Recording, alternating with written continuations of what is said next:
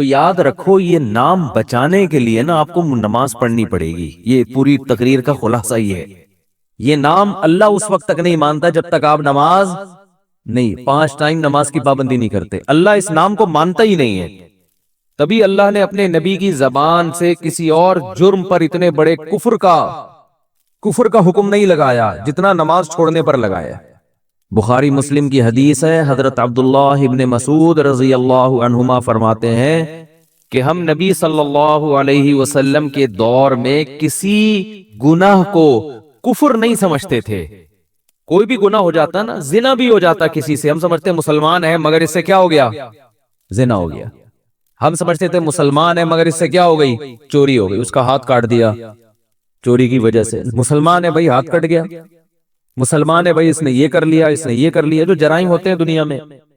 لیکن کہا فرمایا کہ ہم نماز چھوڑنے والے کو مسلمان نہیں سمجھتے تھے، اسلام سے خارج سمجھتے تھے. کہ جس دن اللہ تعالیٰ اپنی پنڈلی کو ظاہر فرمائیں گے، کیا ہوگا کیسے ہوگا یہ متشابہات میں سے ہے، اس کی حقیقت اللہ ہی جانتا ہے. تو سب لوگ سجدے میں گر پڑیں گے اس کا جمال دیکھ کر، اس کا حسن دیکھ کر. اور اس وقت لوگوں کو سجدے میں لذت محسوس ہوگی، مزہ آئے گا. لیکن کچھ بدبخت ایسے بھی ہوں گے جو سجدہ کرنا چاہیں گے مگر وہ سجدہ نہ کر سکیں گے، ان کی کمر اکڑا دی جائے گی، تختے کی بنا دی جائے گی. یہ وہ لوگ تھے یدعون الی السجود، جن کو سجدے کی طرف بلایا جاتا تھا. وہم سالمون، اس وقت ان کی کمر تختے کی نہیں تھی، یہ صحیح سالم تھے. تو اس پر پچھلے ہفتے تفصیل سے بیان شروع ہوا تھا کہ اللہ تعالیٰ کو اپنی عبادتوں میں سب سے زیادہ جو پسند ہے عبادت وہ نماز ہے. نماز عربی میں جسے صلاح کہتے ہیں. دنیا میں کوئی بھی کسی کو جب کسی کام کے لیے بلاتا ہے، کوئی ذمہ داری لگاتا ہے تو ایک مرتبہ بتا دینا کافی سمجھا جاتا ہے. اناؤنسمنٹ ایک دفعہ ہوتی ہے. اللہ تعالیٰ نے بھی جتنی عبادتیں ہمیں دی ان میں ایک دفعہ اناؤنسمنٹ ہوئی ہے. رمضان کا روزہ فرض ہے، کتنی دفعہ بتایا؟ 2 دفعہ بتایا، لیکن وہ اسی آیت کو ریپیٹ کیا ہے ایک ہی جگہ پہ. اس کے بعد دوبارہ نہیں بتایا گیا. حالانکہ روزے رکھنا بھی کوئی آسان کام نہیں ہے. حج فرض ہوا ہے، ایک آیت میں اللہ نے فرض کیا، اس کے بعد اس آیت کو دوبارہ ریپیٹ نہیں کیا. وَلِلَّهِ عَلَى النَّاسِ حِجُّ الْبَيْتِ مَنِ اسْتَطَاعَ إِلَيْهِ سَبِيلًا، لوگوں پر لازم ہے اللہ کے لیے کہ جو استطاعت رکھتے ہیں وہ بیت اللہ کا حج کریں. بس ایک دفعہ کافی ہے. اسی سے پوری دنیا صدیوں سے جو بھی مسلمان ہیں حج کرتے چلے آ رہے ہیں، لاکھوں روپے خرچ کرتے ہیں. لیکن نماز ایک ایسی چیز ہے جسے بار بار بار بار بار بار درجنوں بار قرآن میں بتایا گیا ہے. درجنوں بار. جہاں اہل ایمان کی صفات بیان کی، نماز اور زکوٰۃ بھی ساتھ میں. نماز ادا کرتے ہیں، زکوٰۃ دیتے ہیں. نماز ادا کرتے ہیں، خرچ کرتے ہیں. نماز ادا کرتے ہیں، غریبوں کو کھانا کھلاتے ہیں. نماز ادا کرتے ہیں، ہماری راہ میں خرچ کرتے ہیں. تو پیسے خرچ کرنا جس کو روکڑا کہا جاتا ہے، اور نماز پڑھنا، یہ 2 اسلام کے ایسے لازم اور ملزوم حکم ہیں کہ جن کے بغیر اللہ آپ کے اسلام کو اسلام ماننے کے لیے تیار ہی نہیں ہے. انہیں کہا جاتا ہے شعائر اسلام میں سب سے بڑے شعائر. اگر کوئی آپ سے پوچھے نا کہ اسلام کے شعائر میں سب سے بڑے شعائر کون کون سے ہیں، تو آپ نے جواب دینا ہے سب سے پہلا نماز، اس کے بعد زکوٰۃ. شاعر کیا ہوتا ہے یہ بھی میں بتا دوں. ہر قوم کی ایک مخصوص پہچان ہوا کرتی ہے، ہر مذہب کی ایک مخصوص پہچان ہوا کرتی ہے، ہر ملک کی ایک مخصوص پہچان ہوا کرتی ہے جس سے وہ دوسروں سے جدا ہو جائے. دیکھو انسان کی ایک مخصوص پہچان ہے، اس کا نام. بچہ پیدا ہوتے ہی ماں باپ سب سے پہلا کام کیا کرتے ہیں؟ نام رکھو، کہ یہ نام اسے دوسرے انسانوں سے ممتاز اور جدا کرے گا. کیونکہ سب ایک جیسے ہیں نا. مثال کے طور پر نادرا والے یہ قانون بناتے ہیں کہ جو بچہ پیدا ہو اس کی ناک کا سائز، آنکھوں کا سائز رجسٹرڈ کروا لیں. یہ بتا دے کیسی ہے ناک اور آنکھیں کیسی ہیں، تاکہ ہمیں پتہ چل جائے یہ الگ ہے اور وہ دوسرے الگ ہے۔ یا والدین بھی ایسا کرتے کہ ہمارے 6 بچے ہیں تو یہ والا چونکہ تھوڑی سی موٹی ناک ہے، وہ والے کی تھوڑی سی پتلی ہے، تو ہم اس کو ہم کہیں گے موٹی ناک والا اور اس کو کہیں گے پتلی ناک والا۔ یعنی صفات سے ہم بلائیں گے اور فرق کریں گے، یہ والا وہ یہ والا ہے، وہ والا نہیں ہے یہ، اور وہ والا ہے، وہ والا یہ والا نہیں ہے۔ کتنی ٹینشن ہو جاتی کہ نہیں ہو جاتی؟ وہی ہو سکتا ہے تیسرا بچہ پیدا ہوتا اس کی بھی موٹی ناک ہوتی، اب موٹی میں درمیانی درجے کی موٹی اور زیادہ موٹی، کیا ہو گیا؟ نادرا والے بھی ٹینشن میں، وہ ڈیٹا جب سرچ کرتے تو بھئی 2 آنکھوں والے کتنے ہیں، تو سارے 2 آنکھوں والے ہیں۔ بڑی آنکھوں والے تو بڑی میں لاکھوں کروڑوں ایسے آ جاتے جن کی آنکھیں بڑی ہیں۔ چائنا آنکھیں، چھوٹی چھوٹی آنکھیں، لاکھوں کروڑ ہیں جن کی چائنا والے جیسے آنکھیں ہوں گی۔ تو سب سے پہلے جو انسان کی پہچان ہے وہ کیا ہے؟ نام۔ بھئی اس کا نام وسیم ہے، اس کا نام ستار ہے، اس کا نام غفار ہے۔ اور پھر ناموں میں بھی ایک دوسرے سے فرق کرنے کے لیے ولدیت ڈال دی جاتی ہے، یہ سلیم بھائی، یہ بھی سلیم، یہ بھی سلیم، لیکن یہ سلیم جو وسیم کا بیٹا اور یہ سلیم جو ستار کا بیٹا، ولد ستار۔ ایسا ہی ہوتا ہے کہ نہیں ہوتا؟ لیکن اس میں بھی پھر کنفیوژن ہوتی ہے، سلیم ولد ستار بہت سے ہوں گے۔ بھی میں چند دن پہلے کسی مجلس میں گیا تو ایک صاحب آئے، تعارف آپ کا نام کیا ہے؟ میں نے کہا طارق مسعود۔ میں نے کہا آپ کا؟ کہہ رہے طارق مسعود۔ بالکل وہی نام، کر لو کیا کرنا ہے بھائی، اور چلیں آگے۔ ایک صاحب کا نام بھی طارق مسعود، میرا نام بھی طارق مسعود، اور جب ان سے ان کا نام پوچھا گیا تو ان کا نام مفتی طارق مسعود، مفتی بھی ان کے شروع میں لگا ہوا ہے۔ تو کتنی کنفیوژن ہے نا۔ تو کچھ چیزیں ہمیشہ ایسی ہوتی ہیں جن کو دیکھ کے فوراً پتہ چل جائے یہ والا وہ والا نہیں۔ جیسے ناموں میں بھی اگر کنفیوژن ہوگی تو یہ جو انگوٹھا ہے نا، انگوٹھا نادرا اس سے ٹریس کرتا ہے، او بھائی یہ انگوٹھا دوسرے انگوٹھے سے نہیں ملتا، اس کو جلا بھی دو گے نا، اگر جلا دو، تیزاب پھینک کے مٹا دو، دوبارہ جو نئی اسکن نکلے گی اس میں وہی ڈیزائن پھر بنا ہوا ہوگا جو پہلے تھا۔ یہ اللہ کی قدرت ہے کہ اللہ نے آپ کو دوسروں سے ممتاز کرنے کے لیے اسی اسٹائل میں لکیریں دی ہیں جو پہلے آپ کے پاس تھی۔ اب انگوٹھا ہی کوئی کاٹ دے تو ایک الگ بات ہے، کیونکہ لکیریں انگوٹھے پہ ہوتی ہیں نا، انگوٹھا ہی ختم ہو گیا تو پھر کیا کرو گے؟ تو ایسی لکیریں پھر صرف انگوٹھے کی نہیں، ساری انگلیوں کی جس طرح سے ہیں اسی طرح ہی رہیں گی ہمیشہ یہ۔ تو اصل میں آپ کی جو پہچان ہے نا وہ کیا ہے؟ یہ انگوٹھا۔ جب بھی انگوٹھے کا تذکرہ آتا ہے مجھے وہ سبزی والا یاد آتا ہے جس کے انگوٹھے میں 1 سال تک لے کے بیٹھا رہا۔ یہی سوچتے تھے ہم کہ انسان کی پہچان کس سے ہوتی ہے؟ انگوٹھے سے۔ تو اس نے ہمیں یہ کہا تھا کہ ہمیشہ اپنا پیسہ خاندانی آدمی کو دو جو تمہیں فراڈ نہ کرے تمہارے ساتھ۔ تو میں نے کہا کون ہے؟ کہہ رہے میرے جیسا خاندانی ہونا چاہیے۔ تو میں نے کہا اپنا ID کارڈ دو گے؟ اس نے کہا جب چاہو لے لو۔ میں نے کہا دیکھو اسلام میں حکم یہ ہے کہ اسٹیمپ پیپر پہ، یعنی ریٹن میں صحیح قانونی کاروائی ہونی چاہیے، تو اسٹیمپ پیپر پہ یہ لکھ کے دو۔ اسٹیمپ پیپر پہ لکھ لو۔ مجھے تو لگ رہا تھا بھائی بڑا خاندانی ہر چیز۔ تو اس نے میں نے کہا انگوٹھا بھی لگا دو؟ اس نے کہا جب چاہو، جتنی چاہو انگلیوں کے انگوٹھے۔ کئی جگہوں پہ انگوٹھے لگے ہوئے تھے۔ جب وہ پیسے لے کے بھاگا ہے کئی دنوں تک اس کے انگوٹھے ہم دیکھ دیکھ کے، ہاں بات کرائیں ایک منٹ ذرا، ضروری کال دین کو بولا ہوا تھا، کال ملاؤں؟ السلام علیکم، ہیلو ہیلو، بات ہی نہیں سن رہے یار، ہیلو، میں اپنے فون سے ملا لیتا ہوں، یہ ذرا ضروری کال ہے، اس کو ریکارڈنگ کو چلنے دیں، ریکارڈنگ نہیں چھیڑ چھاڑ کیا کریں۔ اچھا تو انگوٹھا سمجھتے ہیں؟ جب بھی میں فون کر رہا ہوں، جب بھی میں نادرا جاتا ہوں نا انگوٹھا لگانے کے لیے کسی بھی کام سے، تو مجھے وہ انگوٹھے یاد آ جاتے ہیں اس کے۔ کیا بنا بھائی؟ نہیں چھوڑ دیں ان کے پاس، بڑی مہربانی آپ۔ ہاں ٹھیک ہے ٹھیک ہے ٹھیک ہے ٹھیک ہے، چل ضروری کام تھا، بکری خریدی تھی وہ کسی نے پہنائی، اب ہم نے اس کو واپس پہنائی ہے، بڑی شکر ہے واپس لے لی، اچھا آدمی تھا۔ آج اتوار بازار سے بکری خرید کے لایا تھا، اس نے کہا گابن ہے، بکری کے بارے میں اس نے کہا گابن ہے، ہم دے دیا اس کو، چیک دے دیا۔ میں نے کہا چلو بھائی، بکری لے کر آئے تو محلے پڑوس والوں نے کہا بھائی یہ گابن نہیں ہے۔ خیر جتنے جان پہچان والے بکری والے ان کو اس کی تصویریں کھینچ کھینچ کے بھیجی، بہت سو نے کہا یہ ڈاؤٹ ہے، تو ہم نے کہا اس کو فون کیا، شکر ہے نمبر تھا، اچھا آدمی تھا، اس نے واپس لے لی۔ چلو خیر، انگوٹھے کی بات چل رہی تھی، اصل کیا چل رہا تھا؟ انگوٹھا۔ اچھا آدمی تھا اس لیے واپس لے لی, اس کو بھی کسی نے پہنائی تھی نا, اس کی اپنی نہیں تھی. پہنانا چل رہا ہے نا, تم ادھر پارسل کرو وہ آگے پارسل کرتے. یہ بزنس پاکستان میں کیا چل رہا ہے, یہ ہے بزنس کہ آپ اس کو ٹوپی کراؤ, وہ اس کو آگے پہناتے, وہ آگے پہناتے. تو اب ہم نے جب ریورس کی ہے تو اب پتہ نہیں کہاں تک ریورس ہوگی. وہی آئے تب پڑھے تو پاس کر ورنہ برداشت کر. ٹھیک ہے نا. بچپن میں لائن میں کھڑے ہوتے تھے نا, ایک کسی کو یوں مارتا تھا, جب وہ غصے میں پیچھے مڑ کے دیکھتا اسکول کی لائن میں تو کہتا آگے پارسل کر دے, تو آگے پارسل کرتے, وہ پھر آخر تک جاتا تھا. خیر, تو وہ انگوٹھے جو تھے, میں نے پہلے بندہ تلاش کیا, بندہ اب کراچی میں کہاں ملتا ہے آپ کو پتا ہے. تو 1 سال تک وہ انگوٹھے لے کے میں بیٹھا رہا.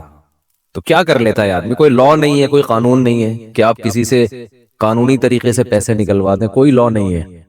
بہت زیادہ آپ عدالت میں لے پک, اول تو عدالت میں لے جانے تک کہتے ہیں نا, مرغی چھڑانے کے لیے بھینس کی قربانی دینی پڑے گی آپ کو. مرغی چھڑانے کے لیے بھینس کی, ججوں کو زیادہ کھلانا پڑے گا.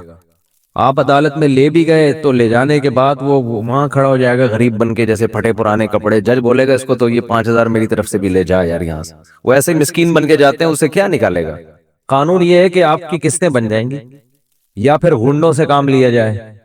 غنڈوں سے, وہ بھی ایک آپشن ہے, غنڈوں کو کچھ پیسے کھلاؤ, کٹ لگائیں.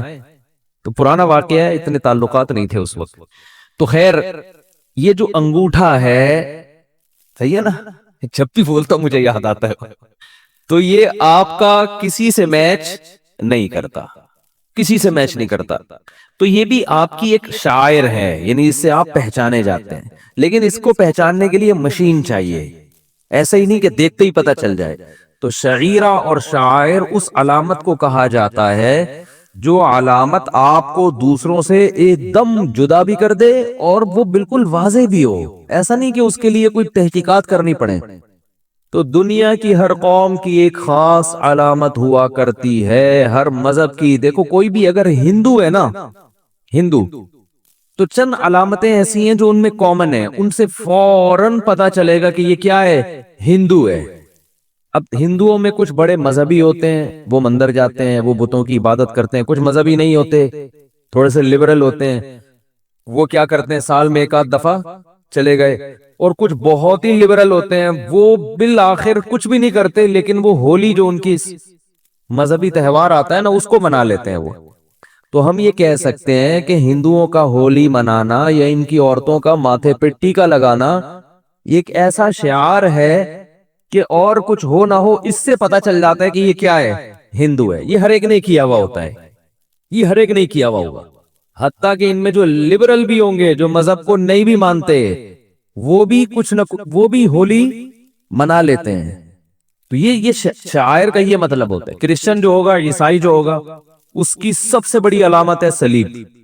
دنیا میں کہیں بھی ہوگا وہ صلیب کو عزت دیتے ہیں, وہ صلیب کا احترام کرتے ہیں. جو صلیب کا نشان ہے نا, اس کا وہ احترام کرتے ہیں. کہیں بھی ہوگا اگر کوئی عیسائی اس صلیب ہی کو نہیں مانتا, پھینک دے, تو اس کا مطلب یہ ملحد ہے, یہ عیسائی نہیں ہے. یہ عیسائیوں میں بگڑا ہوا عیسائی نہیں, بلکہ یہ وہ عیسائی ہے جو جس نے عیسائیت کو ترک کر دیا ہے. تو یاد رکھو, جیسے عیسائیوں کا یہ خاص شعار ہے صلیب کا نشان, ہندوؤں کا ایک خاص شعار ہے کہ ہولی تو منا ہی لیتے ہیں, وہ ٹیکا ان کی عورتیں ماتھے پہ لگائی لیتی ہیں, مخصوص ان کے لباس ہوتے ہیں. تو اسی طرح اسلام کی جو سب سے بڑی علامت قرآن و سنت نے ہمیں بتائی ہے نا, سب سے بڑی علامت, بعض لوگ کہتے ہیں توحید ہے. بھئی توحید تو اسلام میں داخلے کے لیے ضروری ہے نا, وہ شاعر تھوڑی ہے, وہ تو اسلام میں آپ کی انٹری اس کے بغیر تو ہو نہیں سکتی نا, اس کے بغیر تو اسلام ہی نہیں ہے. تو توحید کے بعد یعنی جو سب سے بڑی علامت جس سے آپ پتہ چلے کہ آپ مسلمان ہیں, وہ نماز ہے. اس لیے حدیث میں آتا ہے کہ مسلمان نماز چھوڑ سکتا ہی نہیں ہے. یہ ممکن ہی نہیں ہے کہ یہ مسلمان اور نماز چھوڑ دے, یہ پاسبل ہی نہیں ہے. آپ کیا پاسبل تو ہے, ہمارے یہاں تو چھوڑ رہے ہیں لوگ, زیادہ تر چھوڑ ہی رہے ہیں. تو یہ صرف آپ کو یہاں ملے گا بر صغیر میں, دنیا میں کہیں نہیں ملے گا. افغانستان میں ہر شخص نماز پڑھتا ہے, چاہے وہ چرس بھی پیتا ہوگا نا, نماز پڑھے گا. سعودی عرب چلے جائیں, شراب بھی اگر کوئی پیتا ہوگا نا عربی, نماز بولو نا کیا ہو گیا, پڑھے گا. لوگ ہمیں آکے بتاتے ہیں یار میں رائل فیملی میں تھا, وہ ایک شیخ شراب پیتا تھا, نماز کے ٹائم میں نماز پڑھتا ہے. مجھے سمجھ میں نہیں آ رہا ہوں کہ شرابی بھی نمازی ہوتے ہیں. میں نے کہا ان کو ہم لوگ سمجھ میں نہیں آتے, یہاں والے لوگ ان کی سمجھ میں نہیں آتے کہ یہ اپنے آپ کو مسلم بھی کہتے ہیں، پھر نماز کیسے چھوڑ دیتے ہیں؟ یہ تو کام عجیب وہ نہیں کر رہے، کام عجیب ہمارے ہاں ہو رہا ہے کہ اب کلمہ پڑھتے بھی ہیں اور نماز بھی ضائع کر دیتے ہیں۔ ہمارے ایک دوست ہیں قاری صاحب، قاری سعد نعمانی کا نام تو سنا ہوگا، بڑے مشہور قاری ہیں، اکثر سلام دعا رہتی ہے۔ انہوں نے مجھے ایک واقعہ سنا ہے، ان کی رائل فیملیز میں بہت آنا جانا ہوتا ہے، کیونکہ عرب میں ایک اچھی عادت ہے کہ جیسے بھی ہوں قرآن سے بڑی محبت ہے ان لوگوں کو، عمل میں کوتاہی اپنی جگہ، لیکن قرآن کی تلاوت کے پروگرام اور قاریوں کے ساتھ تعلق یہ عرب میں بہت ہے۔ تو جو بڑے بڑے مشہور قاری ہیں نا، ان کو عرب کے بڑے بڑے یعنی جو بادشاہ ہیں وہ انوائٹ کرتے ہیں۔ ہمارے یہاں تو قاریوں کو کوئی لفٹ، کبھی سنا وزیر اعظم نے قاری صاحب کو بلایا؟ کبھی سنا؟ یہاں وہ رواج نہیں ہے عربوں میں، کیونکہ ان کی زبان میں قرآن نازل ہوا نا، تو وہ قرآن سننے کے شوق رکھتے ہیں، ان کی سمجھ میں بھی آتا ہے، چاہے وہ عمل نہ بھی کریں لیکن سنتے ہیں۔ مصر میں آپ جائیں، جیسے ہمارے ہاں بسوں میں گانے لگے ہوتے ہیں، ایسے وہاں بسوں میں تلاوت لگاتے ہیں لوگ۔ اور میں عربوں کے ساتھ رہا بھی ہوں، بہت زیادہ قرآن سنتے۔ میں نے عربوں کے ہاتھ میں ریڈیو دیکھے، بہت پرانی بات ہے، 20 سال ہو گئے، ہمارے یہاں مدرسے میں آیا کرتے تھے بہت۔ تو وہ کیا کرتے تھے کہ وہ جب فارغ بیٹھے تلاوت سننا شروع۔ ہمارے یہاں تلاوت سننے کا ایسا ٹرینڈ نہیں ہے۔ تو کہتے ہیں میں نے کسی عرب ملک میں جانا ہوا، وہاں رائل فیملی کے کچھ لوگ، تو ایک شہزادہ جو تھا وہ کہیں عیاش ہوگا، شراب کے نشے میں نشے میں مدہوش، اس کو لایا گیا نا کہ بھئی یہ پتہ نہیں کہاں سے ملا ہے شاہی محل میں، کہہ رہے میں بھی بیٹھا ہوا۔ اس کو جیسے ہی لے کر آئے ہیں، نماز کا ٹائم نکل رہا تھا، فوراً اس نے وضو کیا ایسے کر کے نا، جلدی جلدی نماز پڑھ رہا ہے۔ ہم نے کہا یار یہ دیکھو، ایک طرف عیاشی دیکھو، نماز کا ٹائم نکل رہا ہے تو اس کو نہیں نکلنے دینا، وہ تو پڑھنی ہی پڑھنی ہے۔ وجہ کیا ہے؟ دیکھو، اپنے آپ سے اسلام کا نام ہٹانے کے لیے مسلمان جلدی تیار نہیں ہوتا کہ اسلام کا نام ہی میرے نام سے ہٹ جائے، جیسا مرضی گنہگار ہو جائے۔ آپ یہ تو کبھی نہیں چاہو گے کہ شناختی کارڈ میں مذہب کے خانے میں آپ کو قادیانی لکھ دیں، وہ چاہے گا یہ؟ آپ کو غیر مسلم لکھ دیں؟ بھائی جو بھی ہے، ہم یہ کہتے ہیں کہ نام ہی تو رہ گیا ہے اور تو ہمارے پاس کچھ بچا نہیں ہے، تو یہ نام، ہمارے نام سے یہ لیبل نہیں ہٹنا چاہیے۔ تبھی ہم جب بھی کوئی غیر مسلم بھی ہم سے پوچھتا ہے آپ کا مذہب کیا ہے، ہم فوراً کہتے ہیں کیا ہے؟ اسلام۔ حالانکہ نہ داڑھی ہوتی ہے، نہ جناب اور کوئی ڈھنگ کے اسلام والے کام کر رہے ہوتے ہیں، لیکن ہم کہتے ہیں وہ بات کی بات ہے، لیکن ہے ہم کیا؟ مسلم ہے، کہتے ہیں کہ نہیں کہتے؟ اور اگر وہ کہتے نہیں یار تم مسلم نہیں ہو، تم تو ڈرامے باز ہو، تم تو ہندو ہو، تم اپنی شادیوں کے طریقے دیکھو تو ہندوؤں والے طریقے ہیں، تم ہندو ہو، اگر غیرت ہوگی غصہ آئے گا کہ نہیں آئے گا؟ بلکہ آتا ہے غصہ، اتنی غیرت الحمدللہ مسلمانوں میں ہے۔ وہ بھائی تو مجھے ہندو کیوں کہہ رہا ہے؟ اب وہ ہندو جواب میں کہ تو کیا ہندو پڑھے لکھے نہیں ہوتے؟ کیا ہندو انسان نہیں ہوتے؟ آپ بولو وہ پڑھے لکھے بھی ہوتے ہیں، انسان بھی ہوتے ہیں، لیکن آپ مجھے ہندو نہیں کہہ سکتے، اتنی بڑی گالی سمجھی جاتی ہے۔ آپ مجھے عیسائی کہہ دو۔ ہمارے ایک دوست ہے، وہ کوئی ایک لڑکا آیا ملنے کے لیے نا، باہر سے آیا تھا، وہ پہچان نہیں گیا، اس کے چہرے سے ایسا لگ رہا تھا جیسے کسی اور مذہب کا ہے۔ وہ بعض دفعہ پہچانا جاتا ہے نا انسان اپنے، تو وہ دوست جو تھا میرا، وہ اس نے احتیاط نہیں کی، اس نے کہا آپ کرسچن ہیں یا آپ؟ اس کو ایک دم اس کو غصہ آ گیا، بھائی میں تمہیں کرسچن لگ رہا ہوں؟ تو میں نے بھی اس دوست سے کہا، میں نے کہا ایسے کسی کو اس طرح نہیں بولا کرو یار۔ حالانکہ وہ بیچارہ ایسا ہی لگ رہا تھا، کوئی زیادہ باعمل مسلمان نہیں لگ رہا تھا وہ، لیکن اس کو غصہ آ گیا کہ یار مجھے کیا کہہ دیا کرسچن۔ حالانکہ کرسچن ہم سے زیادہ پڑھے لکھے ہیں، انگریز سارے کیا ہے؟ کرسچن ہی ہے نا، سارے عیسائی ہیں، بڑے بڑے سائنسدان یہودی یا عیسائی ہیں۔ اب آپ کو چونکہ عیسائیوں میں اتنے بڑے بڑے سائنٹسٹ پیدا ہوئے اور اتنے زبردست، امریکہ کا صدر بھی عیسائی ہے بھائی، اتنے اللہ نے عزت دی ہے، لہذا آج سے میں تم کو معاذ اللہ پیار سے عیسائی کہا کروں گا۔ آپ بولو بھائی ہم بنگی چماری جو ہے نا، اگر مسلمان ویسے ہیں نہیں، لیکن ایک مثال دے رہا ہوں، بنگی چمار بھی ہوں، لیکن ہم نام کے ساتھ اسلام کا لاحقہ نہیں ہٹائیں گے۔ راحت اندوری کا ایک شعر ہے، مگر ایک ایمان باقی ہے، اسے بڑا یاد نہیں آ رہا مجھے شعر۔ اس شعر کا یہی مفہوم ہے کہ اور تو ہمارے پاس کچھ نہیں ہے، ایک نام رہ گیا ہے۔ تو یاد رکھو یہ نام بچانے کے لیے نا آپ کو نماز پڑھنی پڑے گی۔ یہ پوری تقریر کا خلاصہ یہ ہے، یہ نام اللہ اس وقت تک نہیں مانتا جب تک آپ نماز نہیں، 5 ٹائم نماز کی پابندی نہیں کرتے۔ اللہ اس نام کو مانتا ہی نہیں ہے، تبھی اللہ نے اپنے نبی کی زبان سے کسی اور جرم پر اتنے بڑے کفر کا حکم نہیں لگایا جتنا نماز چھوڑنے پر لگایا ہے۔ بخاری مسلم کی حدیث ہے، حضرت عبداللہ ابن مسعود رضی اللہ عنہما فرماتے ہیں کہ ہم نبی صلی اللہ علیہ وسلم کے دور میں کسی گناہ کو کفر نہیں سمجھتے تھے۔ کوئی بھی گناہ ہو جاتا نا، زنا بھی ہو جاتا کسی سے، ہم سمجھتے ہیں مسلمان ہے مگر اس سے کیا ہو گیا؟ زنا ہو گیا۔ ہم سمجھتے تھے مسلمان ہے مگر اس سے کیا ہو گئی؟ چوری ہو گئی، اس کا ہاتھ کاٹ دیا چوری کی وجہ سے۔ مسلمان ہے بھائی، ہاتھ کٹ گیا۔ مسلمان ہے بھائی، اس نے یہ کر لیا، اس نے یہ کر لیا، جو جرائم ہوتے ہیں دنیا میں۔ لیکن کہا، فرمایا کہ ہم نماز چھوڑنے والے کو مسلمان نہیں سمجھتے تھے، اسلام سے خارج سمجھتے تھے۔ تبھی آپ دیکھو قرآن مجید کیا کہتا ہے، فَوَيْلٌ لِّلْمُصَلِّينَ الَّذِينَ هُمْ عَنْ صَلَاتِهِمْ سَاهُونَ الَّذِينَ هُمْ يُرَاءُونَ۔ تباہی ہے ان نمازیوں کے لیے جو نماز میں ریاکاری کرتے ہیں، صرف دکھانے کے لیے پڑھ رہے ہیں، اللہ کے لیے نہیں پڑھ رہے۔ یہ وہ لوگ ہیں جو منافق تھے۔ تو اللہ نے منافق کی یہ علامت نہیں بیان کی کہ وہ نماز نہیں پڑھتا۔ پوائنٹ کی بات ہے، اس کو کھوپڑی میں بٹھائیں۔ اللہ نے منافق کی علامت بیان کی وہ جھوٹ بولتا ہے، اللہ نے منافق کی علامت بیان کی وہ وعدے کی خلاف ورزی کرتا ہے۔ وَإِذَا اؤْتُمِنَ خَانَ، جب اس کے پاس امانت رکھوائی جائے تو خیانت کرتا ہے، زبان میں دو نمبری، ہر چیز میں۔ لیکن قرآن کہہ رہا ہے کہ یہ کہیں نہیں کہا کہ منافق نماز نہیں پڑھتا، یہ نہیں کہا قرآن نے۔ کیا ہو گیا بھائی؟ قرآن نے منافق کی علامتیں بیان کی ہیں کہ یہ جرم بھی کرتا ہے، رشتہ داری توڑتا ہے، یہ بھی قرآن نے کہا منافق کیا کرتا ہے؟ رشتہ داری کو توڑتا ہے۔ یفسدون فی الارض، زمین میں فساد مچاتا ہے، ادھر چولیاں لگانا، ادھر سے ادھر، ادھر کی ادھر، ادھر کی ادھر کر کے لوگوں کو آپس میں لڑوانا، فتنہ پھیلانا، اجتماعیت کو توڑنا، مالداروں کو غریبوں پہ خرچ کرنے سے روکنا، یہ سارے کام کرے گا۔ قرآن میں ایک جگہ بھی نہیں ہے کہ نماز نہیں پڑھتا منافق، یہ نہیں ہے۔ ارے بھائی، جب اتنے بڑے بڑے جرم کر سکتا ہے تو نماز تو سب سے مشکل چیز ہے نا، مشکل عبادت ہے، تو وہ کیوں پڑھ رہا ہے منافق؟ ارے منافق کو کیا ضرورت ہے؟ جب تم جھوٹ بول سکتے ہو، نبی کے خلاف لوگوں کو ورغلا سکتے ہو، تو نماز بھی گول کر دو۔ قرآن کہہ رہا ہے نا نا نا نا نا، منافق نماز کا بڑا سخت پابند ہوتا ہے۔ فَوَيْلٌ لِّلْمُصَلِّينَ، تباہی ہے ان منافق نمازیوں کے لیے جو پکے نمازی ہے۔ یعنی منافق کی علامت ہے کہ وہ نماز پڑھتا ہے، لیکن کیوں؟ یراؤن، صرف نبی اور صحابہ کو دکھانے کے لیے، اللہ کے لیے نہیں پڑھتا وہ۔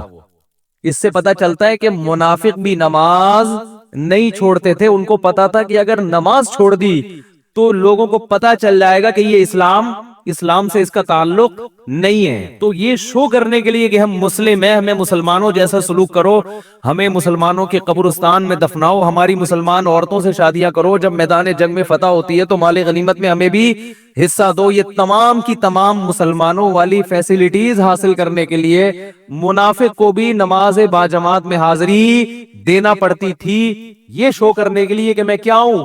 مسلم ہوں۔ اور آج پکے مسلمان کو بھی حاضری دینے کی ضرورت، بولو بھائی، نہیں۔ پکا مسلمان ہوگا، دفن ہونا چاہتا ہے مسلمانوں کے قبرستان میں، اس کام کے لیے اس کو پوری زندگی نماز نہ پڑھے کوئی فرق، بولتے کیوں نہیں؟ بولو نا یار، نہیں پڑھتا، پوری زندگی نماز نہ پڑھے۔ مسلمان لڑکی سے شادی کرنا چاہتا ہے، اس کے لیے نہ اس لڑکی کو ضرورت ہے کہ اپنا مسلمان نمازی ہونا ثابت کرے، نہ لڑکے کو، ویسے ہی نکاح ہو جاتا ہے، چل بھائی، ہے سب بے لگام اونٹ نہیں ہوتے جیسے۔ تو یہ وہ نہیں ہے جو جس پہ صحابہ اور تابعین تھے، یاد رکھو۔ یہ ہمارا اپنا اسلام ہے جو شاید قیامت میں مسترد ہو جائے، شاید مسترد ہو جائے۔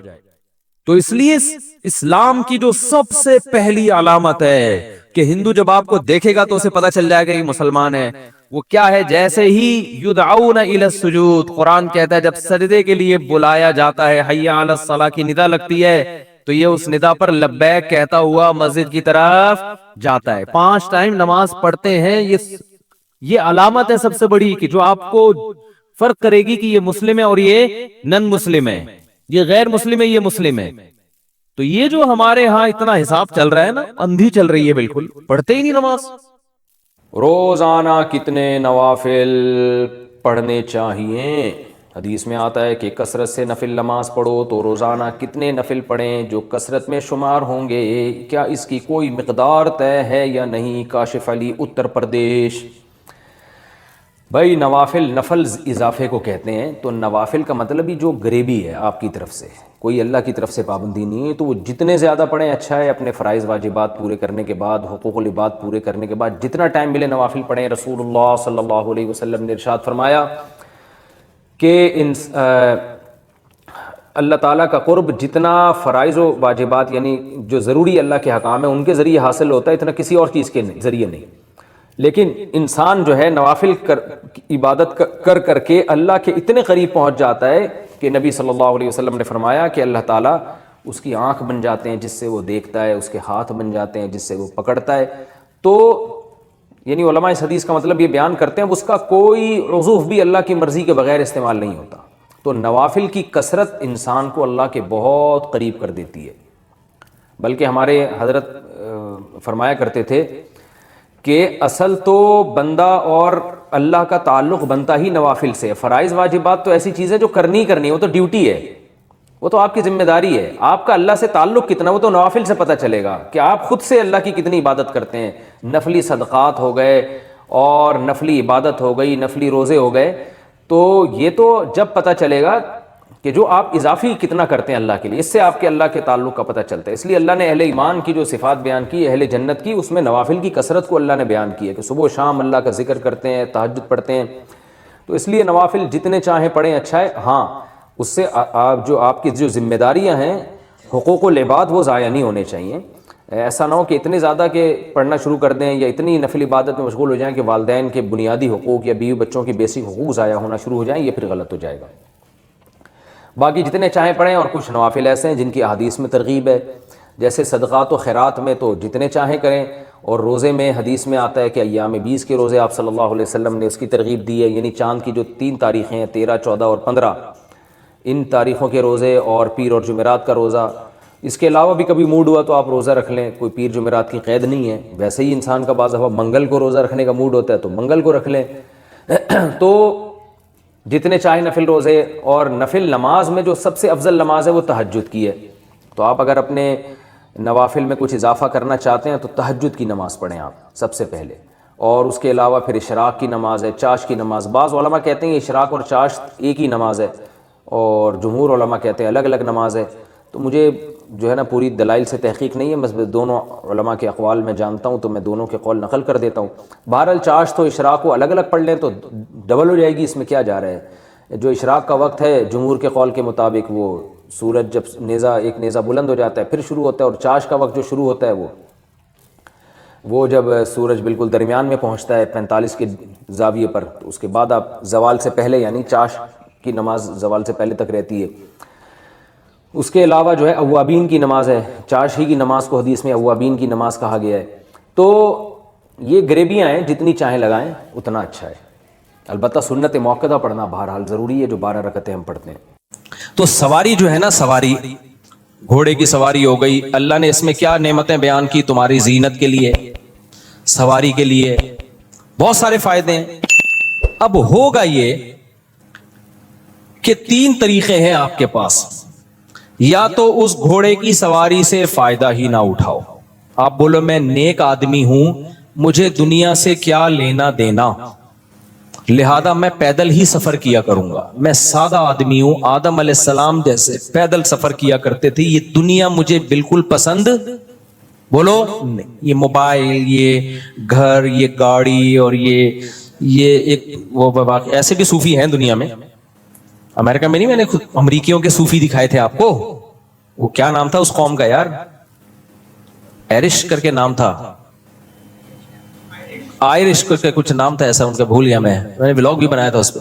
وہ یہی کہتے ہیں ٹانگے میں گھومو، لیکن بہرحال وہ بہت سی برائیوں سے بھی بچے ہوئے اس وجہ سے۔ عیسائیت میں وہ بہت ہی ایکسٹریم قسم کے مذہبی لوگ ہیں، موبائل سے اور ہر چیز سے دور ہیں، تو ان میں کچھ خوبیاں بھی ہیں اس کی وجہ سے۔ تو ایک طبقہ وہ ہے میرے بھائی جو کہتا ہے کہ یہ سب دنیا داری ہے، مولانا طاری جمیل صاحب نے سر پہ بال کیوں لگائے؟ اب وہ تو ان کا مسئلہ ہے، لگائے نہیں لگائے، میں تو شرعی مسئلہ بیان کر رہا ہوں۔ بھائی اگر آپ کے لیے زینت اختیار کرنا جائز ہے، آپ کو لگتا ہے کہ یہ جو سر پہ جو صورت حال ہے یہ خطرناک حد تک ڈینجرس ہو چکی ہے، دیکھو کچھ لوگوں کے ہوتی ہے ڈینجرس, لیکن بہت زیادہ ڈینجرس نہیں ہوتی.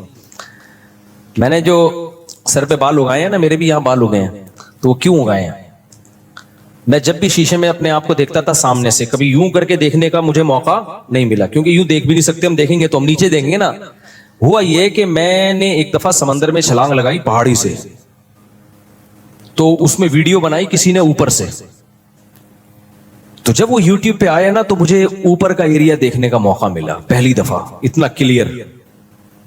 تو مجھے لگا یار حالات تھوڑے خطرناک نہیں ہیں, بہت زیادہ خطرناک. پہلے لوگ مجھے کہتے تھے آپ کے سر کے بال غائب ہو رہے ہیں, تھوڑے خطرناک نہیں ہے, بہت بہت زیادہ ڈینجرس ہو چکے ہیں حالات. پھر مجھے فکر ہوئی کہ یار اس کا کچھ کرنا چاہیے. کوئی بال لگوا رہا ہے بھائی, اس کا پرسنل معاملہ ہے. ہاں, ناجائز کام کرنے کی شرعاً اجازت نہیں ہے, کسی اور کے بال آپ نہیں لگا سکتے, یہ حرام ہے شریعت میں, خوب سمجھ لو. نبی صلی اللہ علیہ وسلم نے اس عمل سے منع کیا ہے. تو زینت اختیار کرنا, اب کچھ لوگ تو ایسے ہیں جو ایوائڈ کریں گے, ظاہر ہے ہم ان لوگوں میں سے نہیں ہیں کہ گھوڑا استعمال ہی نہیں کرنا, گدھا استعمال ہی نہیں کرنا, گاڑی استعمال ہی نہیں کرنی, جہازوں میں سفر کرنا ہی نہیں ہے. کچھ لوگ ایسے ہیں جنہوں نے بجائے اس کے کہ گھوڑا استعمال کرتے, گھوڑے کے اوپر سوار ہوتے, گھوڑے کو اپنے اوپر سوار کر لیا ہے.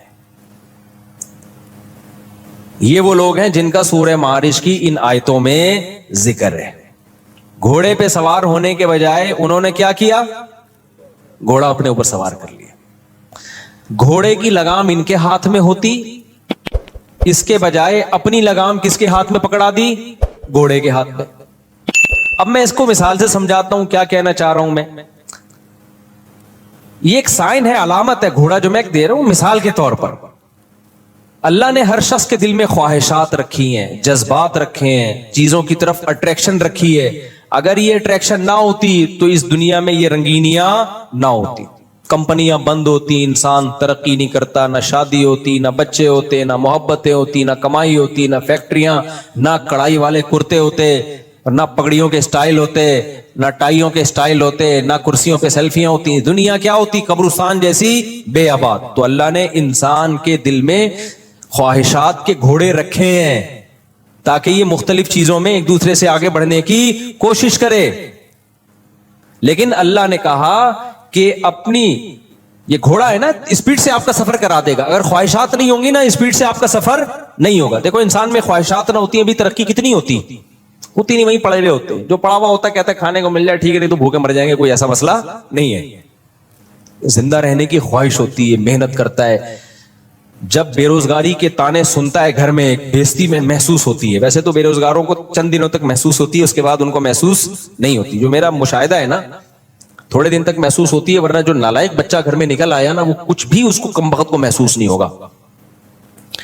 تو ایسے بھی لوگ ہیں ہمارے جاننے والوں میں کہ بچہ بے روزگار ہے, باپ اس کو تانے دے دے کے تھک گیا, کچھ کر لے نہیں کرتا وہ.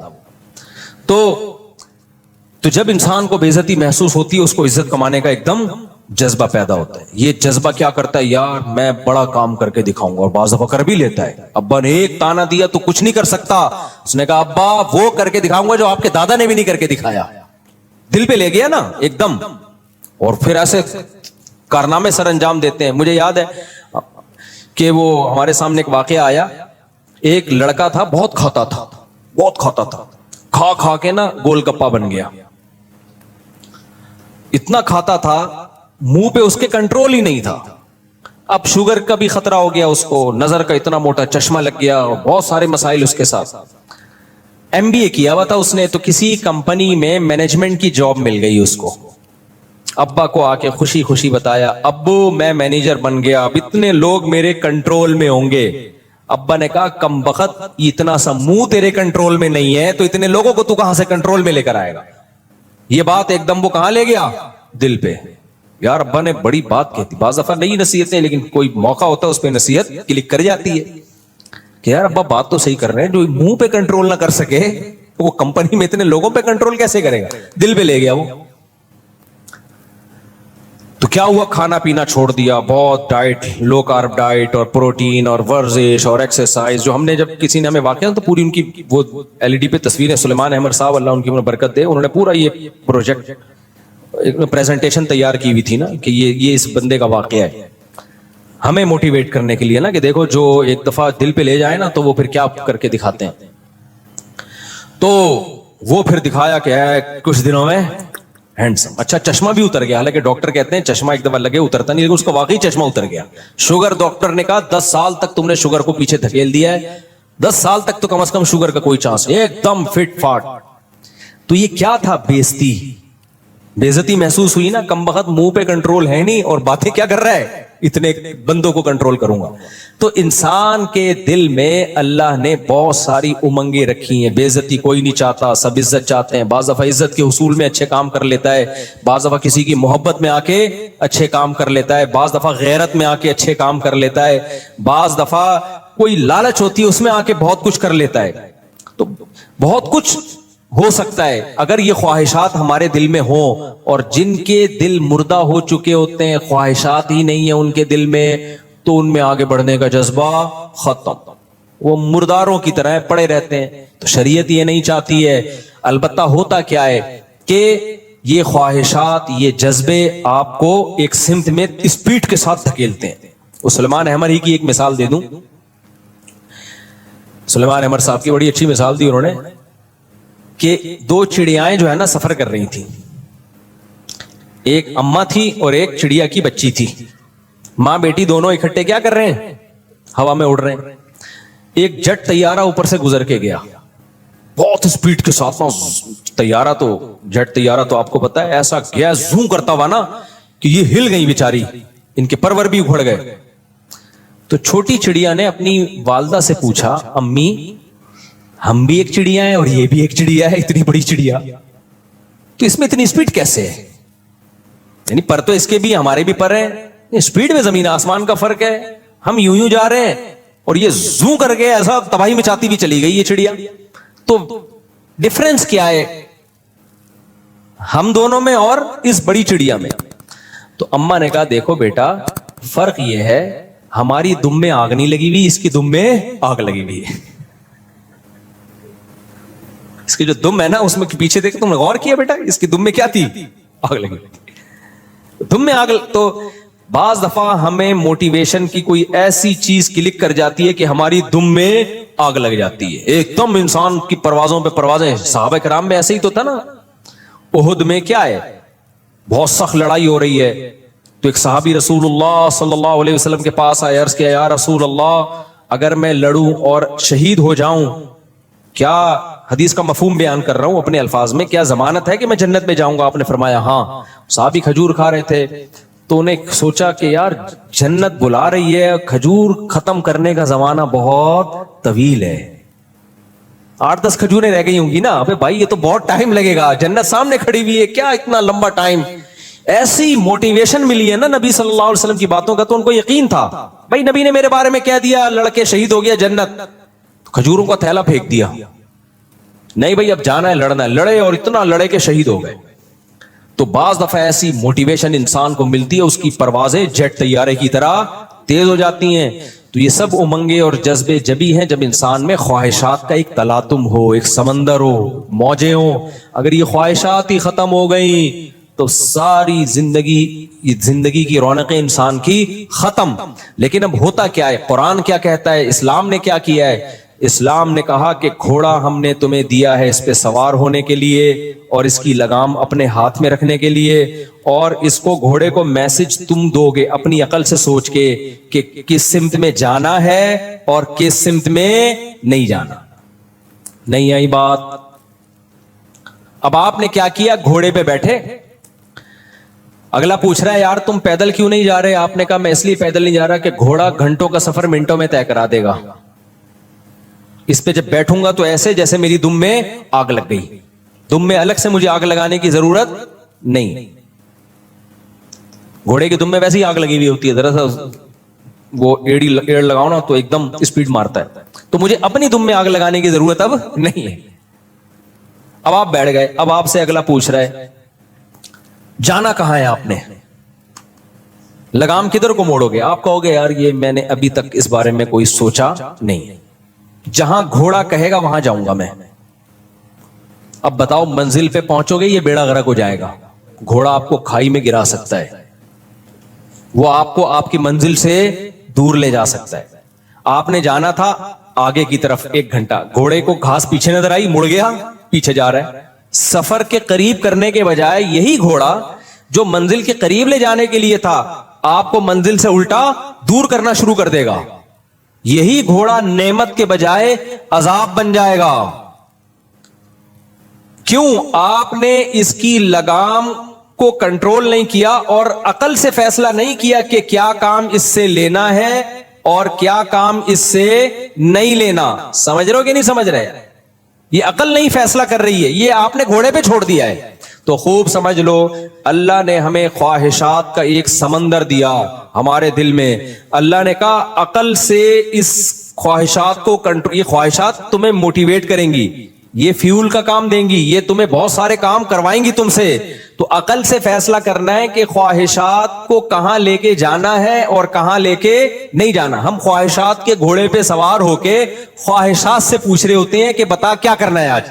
तो ख्वाहिश कहती है फिल्म देखनी है, फिल्म देख रहे हैं बैठ। एक आदमी ने बताया मैं इंटरनेट पे फौज फिल्में देखता था, पूरी पूरी रात गुजर जाती थी, सारा दिन सोता रहता, फिर पूरी पूरी रात, कई महीने मैंने जिंदगी का वो बेहतरीन हिस्सा जिसमें मैं कोई जबान सीख सकता था, कुछ पढ़ सकता था, कोई बिजनेस कर सकता था, सेहत बना सकता था, जिम जा सकता था, 20 काम मैंने इंटरनेट पर फौज फिल्मों की भेंट चढ़ा दी है। और ये एक लिबरल आदमी था, दीनदार आदमी की बात नहीं कर रहा मैं, जिसका वाकया मेरे सामने, दीनदार नहीं था ये, लिबरल सेकुलर आदमी जो मजहब को नहीं मानता था। कह रहे मैंने कहा यार मजहब में हराम हो या ना हो, कह रहे मैं मजहब को नहीं को फॉलो करता, लेकिन इससे जिंदगी का बेड़ा गर्क हो रहा है। कह रहे मैंने ऐसा अज़म किया कि वो काम करके दिखाया जो आज नौजवानों से, जिसको जब कहा जाता है ना फौज फिल्में दो छोड़ दो, कह रहे हमारे लिए मुमकिन नहीं है। कह रहे मैंने वो नामुमकिन को मुमकिन करके दिखाया। मैंने कहा ऐसी की तैसी इसको मैं अपनी जिंदगी से हमेशा के लिए निकालूंगा। वो मजहबी आदमी नहीं है कि उसको आखिरत का खौफ है, वो कह रहे यार दुनिया का बेड़ा गर्क हो गया ना, जो जिंदगी का बेहतरीन हिस्सा 20 मुफीद कामों में मैं लगा सकता हूं, पूरी पूरी रात कमर भी कुबड़ी हो जाती है, गर्दन टेढ़ी हो जाती है, सारा दिन उसी में लगे रहते हैं, फिर दिन में भी उसी के ख्यालात। कहते मैंने कहा यार मैं अपनी सलाहियतों को कहां जाया कर रहा हूं, मैं किधर मैं अपनी सलाहियतों को लगा रहा हूं। तो बाज लोगों को अल्लाह ने अकल दी होती है, उनको पता होता है कि भाई ख्वाहिशात, अकल बताएगी कौन सी ख्वाहिश पूरी करने की है और कौन सी पूरी करने की ख्वाहिश बोलो नहीं है। हम क्या कर रहे हैं, मेजॉरिटी क्या कर रही है, घोड़े पे बैठ के घोड़े से कह रहे हैं बता क्या करना है, जिधर तेरा दिल चाह रहा है वहां चल। घोड़ा तो फिर या तो घोड़ी के पास जाके खड़ा हो जाएगा या घास के पास जाएगा, या जहां मूड होगा बेलगाम हो जाएगा, पता ही नहीं कि आप जा कहां रहे हो। तो यही हिसाब किताब है मेरे भाई। अल्लाह ताला ने हमें हुक्म दिया ख्वाहिशात को तुमने बताना है भाई, कौन सी ख्वाहिश पूरी करनी है, कौन सी पूरी नहीं करनी। सारी ख्वाहिशात कुचलनी भी नहीं है, पूरी भी करनी है। अच्छी चीजों का जज्बा पैदा करो, तभी तो कुरान ने कहा है वफी ज़ालिका फलियतनाफसिल मुतनाफिसून, दौड़ लगाओ, आगे बढ़ने का हर एक को शौक होता है, लेकिन अल्लाह ने कहा दौड़ का मैदान तुम नहीं बताओगे, हम बताएंगे। कौन सा मैदान ऐसा है जिसमें दौड़ के तुम आगे निकल गए तो तुम्हें फायदा है, कौन सा मैदान ऐसा है जिसमें दौड़ के तुम जीत गए तो भी हार गए, कोई फायदा नहीं है उसमें। समझते हो कि नहीं समझते? कुछ दौड़ के मैदान ऐसे जिसमें जीत के भी हार जाता है आदमी, थोड़ी देर ट्रॉफी शराफी मिल जाती है, उसके बाद कब्र में जाके सब बराबर। तो दौड़ का मैदान नेक अमाल है, नेक अमाल में दौड़ोगे। वो इतनी तहज्जुद पढ़ता है मैं उससे ज्यादा पढ़ूं, उसने इतनी शादियां अस्तगफिरुल्लाह, यानी मैं उससे ज्यादा करूंगी अस्तगफिरुल्लाह, ये फिर शादियां पता नहीं कहां से बीच में आ जाता है यार। परसों तरसों किसी ने मुझे ताना दिया कि आपकी शादियों के बयानात की वजह से घरों में तलाकें हो रही हैं, बस कर जाओ। मैंने कहा उन तलाक याफ्ताओं की शादियां भी मेरे शादियों में बयानात की वजह से हो रही हैं, तो प्लस माइनस हो गया ना, मैंने कहा हिसाब बराबर हो गया तो और हमारे शादियों के बयानात की वजह से तलाकें नहीं हो रही, तलाकें तो उस मर्द के नाअहल होने की वजह से हो रही हैं जो नहीं पाल पा रहा 2 को 3 को, वो उसका कसूर है, हमारा कसूर थोड़ी है। ऐसे तो फिर शरीयत को कसूरवार ठहराओ, वो हुकूक नहीं अदा कर रहा है वो कमबख्त, या आगे से औरत का रिस्पॉन्स इतना शदीद आ रहा है कि वो शरी हुदूद से ही क्रॉस कर जाती है, तो वो फिर उनका अपना ज़ाती मसला है। इसमें इस्लाम, मैं जो बात कर रहा हूं मेरी है ही नहीं भाई वो बात, मैं तो अल्लाह का पैगाम आप तक पहुंचाने की कोशिश कर रहा हूं। तो खैर یہ پتہ نہیں شادیوں کی بات پھر آ جاتی, کوئی خاتونوں کی بد دعائیں مجھے لگ بھی جاتی ہیں آج کل, پھر بھی میں باز نہیں آ رہا, اللہ معاف فرمائے. خیر, تو کیا بات کر لی تھی وہ یار ہے؟ ہاں دیکھو صحابہ کرام میں یہی جذبہ تھا. غریب صحابہ نبی صلی اللہ علیہ وسلم کی خدمت میں آئے, عرض کیا یا رسول اللہ ذهب اہل الدثور بالاجور, یا رسول اللہ مالدار صحابہ دولت میں تو ہم سے آگے تھے ہی, ہمیں اس پہ کوئی اعتراض نہیں ہے کیونکہ مرنے کے بعد سب کیا ہو جائے گا, دولت غربت سب برابر, اعمال پہ جنت ملے گی. لیکن یہ لوگ تو اعمال میں بھی ہم سے آگے نکل گئے. بھائی دیکھو صحابہ کو یہ نہیں غم تھا کہ ان کو دولت زیادہ ملی ہمیں دولت کم ملی, کوئی بات نہیں, مرنے کے بعد سب کیا ہے, تھوڑے دن کی کہانی ہے. دولت مند کی لاش پہ بھی اتنے ہی کیڑے ہوتے ہیں جتنے غریب کی لاش پہ, بلکہ دولت مند کی لاش پہ تھوڑے زیادہ ہوتے ہیں, اس نے پیزے برگر فل کارب ڈائٹ زیادہ کھائی ہوئی ہوتی ہے, اور کیڑوں کو فل کارب ڈائٹ تھوڑی زیادہ پسند ہے, میٹھے پہ زیادہ آ جاتے ہیں. میرا رپورٹیں غلط بھی ہو سکتی ہے بھائی. خیر, تو غریب کی تو لاش بھی سوکھی سوکھی سی ہوتی ہے, کیڑے بھی کہتے ہیں کہ یار کوئی خاص چیز کھانے کو مل نہیں رہی ہے. تو صحابہ کو یہ نہیں تھا کہ ابو بکر عثمان رضی اللہ عنہما ان کو اتنی دولت اور ہم غریب, نہ, ان کو یہ تھا کہ یا رسول اللہ دوڑ کا میدان آخرت ہے نا, تو مسئلہ تو یہ ہے کہ دولت مند تو آخرت میں بھی ہم سے آگے ہے. نبی نے پوچھا کیوں کیسے, کہا یا رسول اللہ ہم جہاد کرتے ہیں, مالدار لوگ بھی جہاد کرتے ہیں, اس میں ہم دونوں کیا ہو گئے برابر. ہم حدیث کا مفہوم پیش کر رہا ہوں, ہم تہجد پڑھتے ہیں, مالدار لوگ بھی تہجد پڑھتے ہیں, اس میں ہم دونوں کیا ہو گئے, منہ سے بولنے پر گورنمنٹ کی طرف سے پابندی نہیں, ہم دونوں کیا ہو گئے برابر. اور رشتہ داری جوڑنا, جتنی نیکیاں وہ بھی کرتے ہیں ہم بھی کرتے ہیں, لیکن ایک نیکی وہ کرتے ہیں ہم وہ نہیں کرتے, وہ اللہ کی راہ میں خوب خوب خرچ کرتے ہیں, مسجدوں میں بھی, تعلیم پہ بھی, مدرسوں میں بھی, جہاد میں بھی, ہر جگہ. ہم تو, ہمارے پاس تو پیسے ہی نہیں ہے, گھر میں کھانے کو مسئلے ہیں ہمارے ساتھ, تو یہ تو اس عمل میں آگے نکل گئے ہم سے. تو فکر دیکھو کس چیز کی ہو رہی ہے صحابہ کو, فکر یہ ہو رہی ہے آخرت میں ہم سے آگے نکل گئے. تو آپ صلی اللہ علیہ وسلم نے فرمایا ٹھیک ہے میں تمہیں ایک ایسا عمل بتاتا ہوں, وہ عمل تم کر لو گے تو اجر میں مالداروں کے برابر. آپ نے ان کو تسبیحات بتائیں, ذکر اللہ بتایا, یہ ذکر کثرت سے کیا کرو. جب مالدار صحابہ کو پتا چلا نا تو انہوں نے بھی وہ تسبیحات پڑھنا شروع کر دی. تو پھر غریب صحابہ دوبارہ یا رسول اللہ, جب سے ان کو پتا چلا انہوں نے بھی وہ عمل. اب دیکھو یہ مقابلہ ہو رہا ہے کہ نہیں ہو رہا, بھائی ہم آگے ہی رہیں گے آخرت میں بھی, یہ ایک جذبہ انسان کا, تو یا یہ پسندیدہ ہے, اس میں آگے نکلو. تو مالدار صحابہ بھی نے بھی شروع کر دیا وہ عمل. تو نبی صلی اللہ علیہ وسلم کے پاس پھر مسکین صحابہ آئے, یا رسول اللہ وہ تو انہوں نے بھی عمل شروع کر دیا. تو آپ نے فرمایا ذالک فضل اللہ یؤتیہ من یشاء, بھائی اللہ کا فضل ہے, جس کو چاہتا ہے عطا کر دیتا ہے. اب اللہ تمہیں کوئی یہ تو نہیں کہ تمہاری نیکی کا تمہیں اجر نہیں دے رہا, اب ان کو اللہ نے زیادہ نواز دیا, وہ زیادہ کما لیں گے, تو یہ اب اللہ کا فضل ہے. یہ ایسا ہی ہے نا جیسے اللہ نے سید الانبیاء صلی اللہ علیہ وسلم کو نبی بنا دیا, تو مشرکین یہ کہا کرتے تھے کہ اگر اللہ نے نبی بنانا تھا تو فلاں کو کیوں نہیں بنایا, فلاں کو کیوں نہیں بنایا, محمد صلی اللہ علیہ وسلم کو کیوں بنایا. تو اللہ نے کیا جواب دیا قرآن میں کہ اللہ نے کسی کو غریب بنایا, کسی کو دولت مند بنایا. تو دولت مند بننا اور غریب بننا یہ تمہاری رائے پر نہیں ہے, یہ سلیکشن کس کی ہے, اللہ کی. حالانکہ یہ کم درجے کا معاملہ ہے, تو نبوت تو اس سے بھی اونچی چیز ہے, اس میں تمہاری رائے تھوڑی چلے گی, اس میں تو اللہ کی سلیکشن ہوگی, جس کو اللہ چاہے گا اس کو سلیکٹ کرے گا. تو کچھ نعمتیں اللہ کی طرف سے اضافی ملتی ہیں. یہی اشکال صحابیات کو ہوا کہ یا رسول اللہ ہم عورتیں بھی نیک کام کرتی ہیں, مرد بھی نیک کام کرتے ہیں, ہم بھی صدقہ کرتی ہیں, مرد بھی صدقہ کرتے ہیں, لیکن ایک کام مرد ہم سے آگے, وہ جہاد کرتے ہیں, ہم جہاد نہیں کرتی, اور کر نہیں سکتی ہم عورت ہیں, ہم کیسے, عورت میں اتنا بہادری تو نہیں ہوتی. تو قرآن میں کیا آیتیں نازل ہوئی, فرمایا وَلَا تَتَمَنَّوْا مَا فَضَّلَ اللَّهُ بِهِ بَعْضَكُمْ عَلَى بَعْضٍ, اللہ نے بعض کو بعض پر جو فضیلت دی ہے اس کی تمنا مت کرو. یہ گاڈ گفٹڈ ہے کچھ چیزیں, یہ دیکھو اللہ نے مجھے کتنی نعمتیں دی, اگر یہ کمپیئر کرنا شروع کر دیا اس کو یہ نعمت, تو پھر تو ساری زندگی احساس کمتری میں ہی. اللہ نے عورت پر یہ احسان کیا, اس کو انسان بنایا, عورت بنایا, یہ بھی تو اللہ کا احسان ہے نا. موسیٰ علیہ السلام کی ماں عورت تھی نا, ان کے پیٹ سے کس کو جنا اللہ نے؟ پیغمبر کو جنا. کسی نے زبردست بات کی ہے کہ اللہ نے عورت میں کوئی پیغمبر نہیں بنایا, لیکن کوئی پیغمبر ایسا نہیں ہے جو عورت نے جنم نہ دیا ہو. کتنا بڑا مقام اللہ نے ان کو دے دیا, اور ان کا ذکر بھی قرآن کر رہا ہے موسیٰ علیہ السلام کی ماں کا.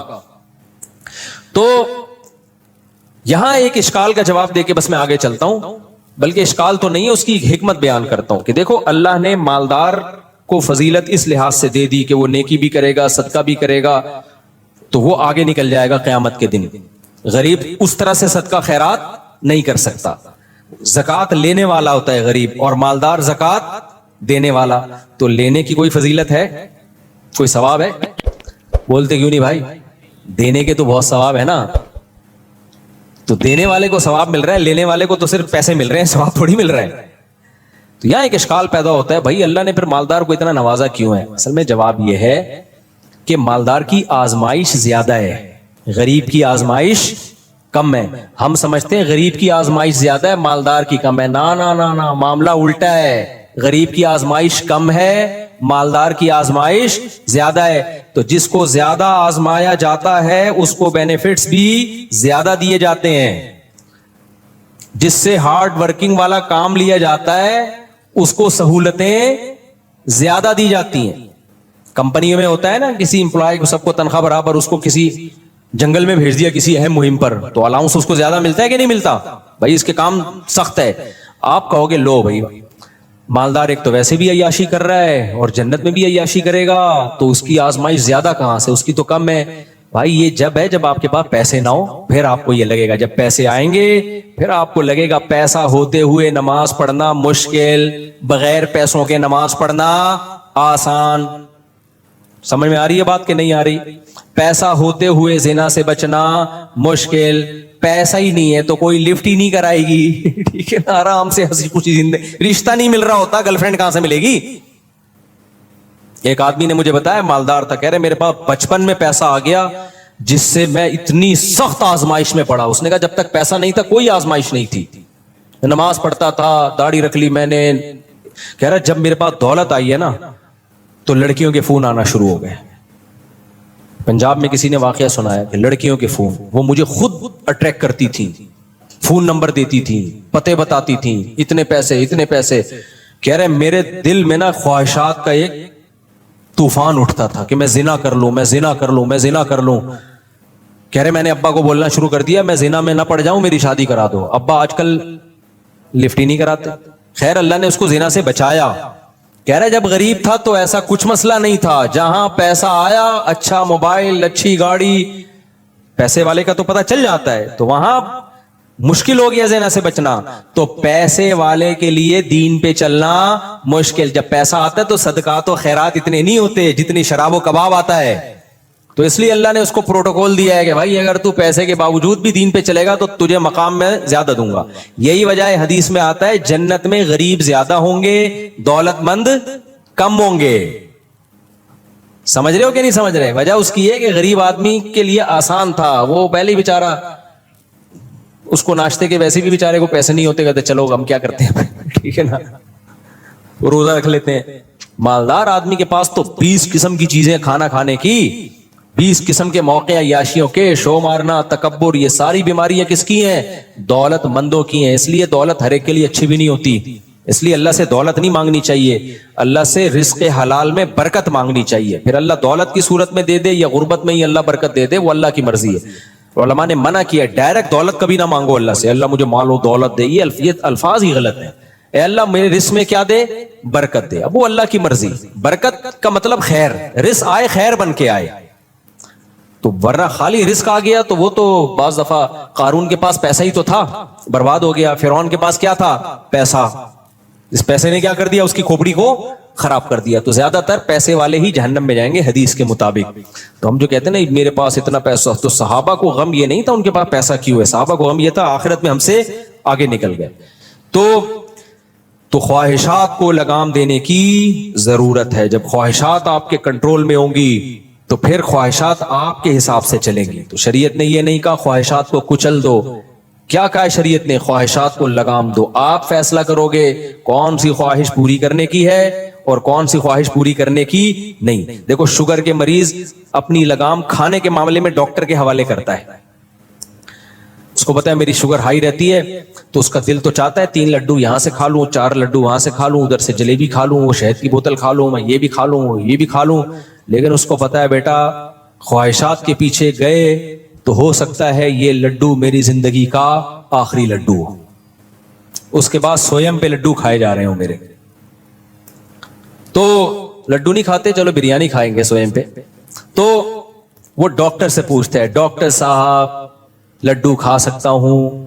ڈاکٹر کہے گا بھائی آرٹیفیشل لڈو کھا سکتے ہو, جو دیکھنے میں میٹھا لگے حقیقت میں میٹھا. ایسے بھی آتی ہے نا, چائے میٹھی پی سکتے ہو, یعنی وہ والی میٹھی جو شوگر کے مریض ہو, ہوتی میٹھی میٹھی نہیں ہے, وہ تھوڑا سا وہ پتہ نہیں کوئی کیمیکل ڈالتے ہیں, اس سے ڈائٹ بوتل ہوتی ہے جیسے. تو ڈاکٹر بتائے گا یہ خواہش, ہاں ڈاکٹر یہ نہیں کہے گا کھاؤ نہیں, ڈاکٹر کہے گا یہ کھاؤ یہ نہیں کھاؤ. اگر کوئی ڈاکٹر ایسا ہے کہ کھانا پینا ہی چھوڑ دو, پھر آپ وہ ڈاکٹر ہی چھوڑ دو گے, کھانا پینا نہیں چھوڑو گے. تو کوئی مذہب اگر آپ سے یہ کہتا ہے کہ دنیا ہی چھوڑ دو, ننگ دھڑا ہو جاؤ, ساری خواہشات کو چل دو, تو بھائی وہ مذہب ہی چھوڑ دو, پھر وہ مذہب دین فطرت نہیں ہو سکتا. تو اسلام ہے جو اعتدال کا راستہ سکھاتا ہے. خواہشات نہیں چھوڑنی ہے, خواہشات کو لگام دینا ہے. اس لیے تو میں ولاگ بنا بنا کے ڈالتا ہوں تاکہ یہ تصور لوگوں کی کھوپڑی سے نکلے کہ مذہبی آدمی تیرتا ہوا, گھوڑے پہ دوڑتا ہوا, جنگل میں ہرن کا شکار کرتا ہوا تمہیں برا کیوں لگ رہا ہے. یہ کانسیپٹ دماغ سے کیا کرو, ختم کرو. بہت نیگیٹو, ابھی میرے ہرن کا جو شکار کا جو ولاگ کیا نا اس پہ بہت نیگیٹو کمنٹس آئے ہیں, بہت زیادہ. ابے کیا کر رہے ہو, ابے یہ مولویوں والی حرکتیں ہیں, ابے مولویوں. تو کیا ہو گیا بھائی, مولویوں والی حرکتیں کوئی الگ سی نہیں ہوتی ہیں. جو بھی جائز حرکت ہے وہ سارے مولوی بھی کیا کر سکتے ہیں, کر سکتے, کوئی حرج نہیں ہے اس میں.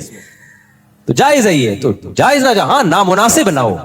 بعض جائز انٹرٹینمنٹ ہوتی ہے لیکن وہ علماء پہ سوٹ نہیں کرتی ہیں.